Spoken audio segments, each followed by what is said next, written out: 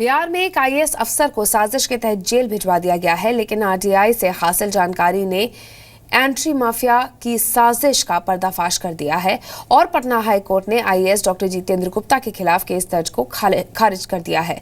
आपको बता दें कि एक ईमानदार आईएएस अफसर को कैसे फंसाया गया और कैसे लड़ी उसने इंसाफ की जंग, इस पूरी रिपोर्ट को आपको विस्तार से दिखाते हैं।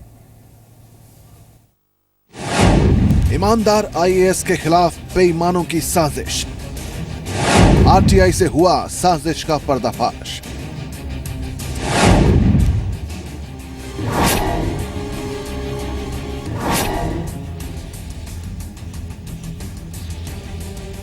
बिहार में एक ईमानदार आईएएस अफसर डॉक्टर जितेंद्र गुप्ता को रिश्वतखोरी के आरोप में साजिश के तहत फंसाया गया। ये साजिश एंट्री माफियाओं ने की थी, जिन्होंने झूठी शिकायत दर्ज करवाकर मोहनिया में एसडीएम के पद पर तैनात जितेंद्र गुप्ता को जेल भिजवा दिया। इस मामले में हाई कोर्ट ने डॉक्टर जितेंद्र गुप्ता को बरी कर दिया।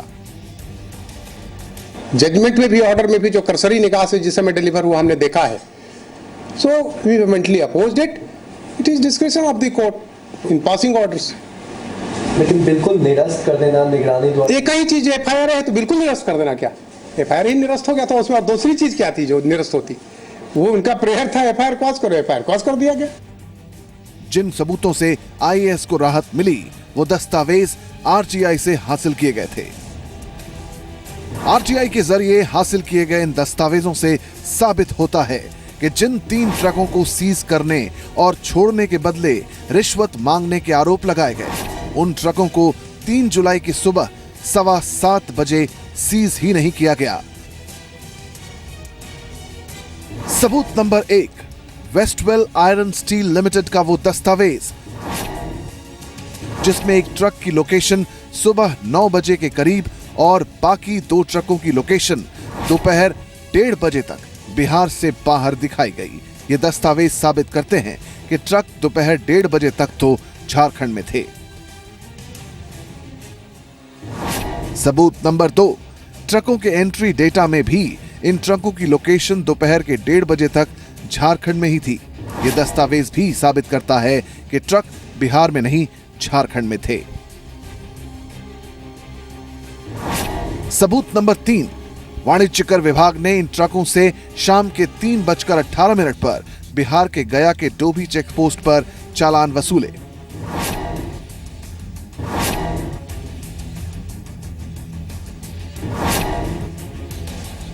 उस सबूत से पता चलता है कि कुड्रा में अगर ये ट्रक आए भी होंगे तो शाम के 3 बजे के बाद ही, क्योंकि ये ट्रक डोभी चेक पोस्ट तक ही शाम के 3:15 बजे तक पहुंचे थे। ये तीनों सबूत बड़ी साजिश की तरफ इशारा करते हैं।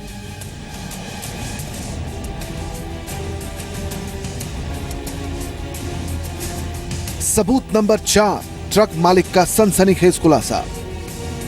आपके ड्राइवर ने 80,000 रुपए दिए। भाई हमारे ड्राइवर ने कुछ नहीं दिया, ना हमें कुछ पता, ना हमें को मालूम है। आप साहब वो जो एक गाड़ी आपकी HR 589867, वो जो गाड़ी गई थी उस दिन जिसको लेके इतना ही हो रहा है, उस दिन ओवरलोड थी गाड़ी, पकड़ी गई तो ओवरलोड में पकड़ी गई होगी। ये चारों सबूत बड़ी साजिश की तरफ इशारा करते हैं। आईएएस डॉक्टर जितेंद्र गुप्ता का कहना है कि उन्हें न्यायपालिका पर पूरा भरोसा था कि उन्हें न्याय मिलेगा। जितेंद्र गुप्ता ने यह भी कहा कि उनके खिलाफ साजिश हुई थी। कि मैं तो पहले दिन से ये बोल रहा हूँ कि मैं निर्दोष हूँ और किसी गहरी साजिश के तहत मुझे फंसाया गया है, और मैं पहले दिन से ये बोल रहा हूँ कि मुझे न्यायपालिका पे, हमारी सरकार पे, बिहार सरकार पे, माननीय मुख्यमंत्री जी पे पूरा भरोसा है कि मेरे साथ न्याय होगा। दरअसल जितेंद्र गुप्ता के खिलाफ साजिश तब हुई जब उन्होंने कैमूर के मोहनिया में एसडीएम रहते हुए एंट्री माफियाओं पर दबिश दी थी और ओवरलोडेड ट्रकों पर कार्रवाई के ऑर्डर रिलीज किए थे।